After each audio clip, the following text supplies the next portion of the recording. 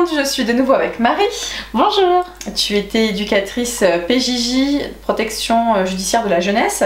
Aujourd'hui, je vais te poser une question simple qui va sûrement intéresser beaucoup de gens. C'est quelles sont les situations les plus fréquentes que tu observes? Quels sont les profils des jeunes que vous accueillez à la PJJ? Que vous accueillez, qui viennent malgré eux. Alors il y a 10 ans, j'aurais dit que sur notre secteur, c'était plus le deal. Ouais.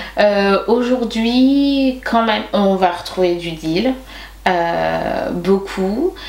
Il y a beaucoup de vols-violences aussi.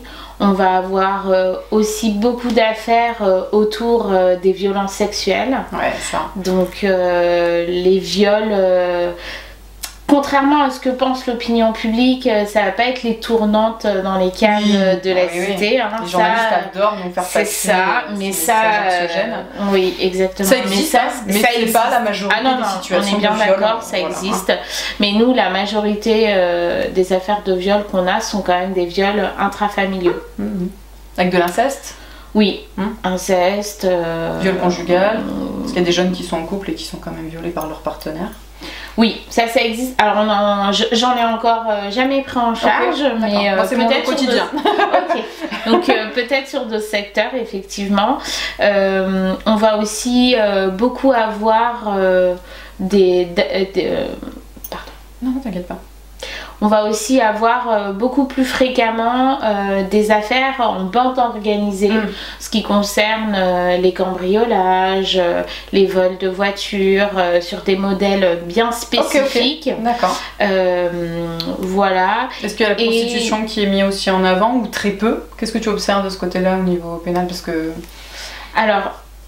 c'est présent énormément dans la justice des mineurs. Alors on va avoir des affaires de proxénétisme. C'est pas la majorité encore, mais il y a un phénomène quand même qu'on observe, pour lequel il n'y a pas encore de poursuite, et où là la PJJ est plus sur le volet protection justement, et malheureusement ça concerne essentiellement les jeunes filles. C'est sur la question de la prostitution des mineurs. Ah oui, c'est un gros sujet. Hein. Parce que souvent c'est des jeunes filles qui n'ont pas fait ce choix-là. Il y a tout un processus pour manipuler, droguer, on leur fait faire des photos dans des positions et après on leur dit sinon j'envoie toi ta famille. Et le phénomène qu'on observe, c'est que aussi souvent de prostitution, il y a un basculement vers le proxénétisme, et c'est souvent là finalement qu'on retrouve ces jeunes filles. Mais quand on gratte et qu'on refait le fil de toute l'histoire, on se rend compte qu'avant il y a eu une mise en danger. Oui, on ne tombe pas dedans non plus comme ça, mais c'est des jeunes filles vulnérables et puis des garçons qui savent très bien repérer leur proie. Donc, exactement. Donc on est amené, en tout cas moi en tant qu'éduc de rue, à faire beaucoup de prévention à la sexualité et au consentement auprès des garçons, parce qu'on est toujours en train de saouler les filles sur comment elles s'habillent, quand est-ce qu'elles sortent. Enfin, on n'est vraiment pas du tout dans une bonne posture. Et en même temps, tant que les garçons n'ont pas changé de comportement, on peut pas non plus dire aux filles sortez de n'importe quoi. On sait très bien qu'il y a une conscience du danger possible, pas tout le temps non plus, mais moi j'axe vraiment mon travail sur la prévention, l'information auprès des garçons.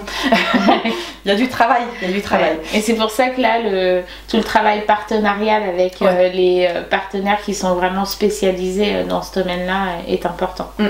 J'imagine en plus vous devez avoir comme nous, beaucoup de partenaires pour faire des relais, pour orienter, pour avoir oui, c'est riche sans partenaire. Oui, on s'ennuie vite, on fait vite le tour. Oui, on s'ennuie vite, c'est vrai.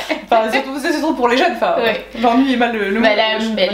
La prise en charge est plus qualitative quand on a les partenaires adaptés aux situations qu'on rencontre. Très bien. Je te remercie beaucoup Marie pour ces informations. On va évidemment faire d'autres sujets encore qui vont compléter tout ce que tu es en train de nous raconter. Merci beaucoup. Merci. Et merci à vous de nous écouter. On vous dit à très vite. À bientôt.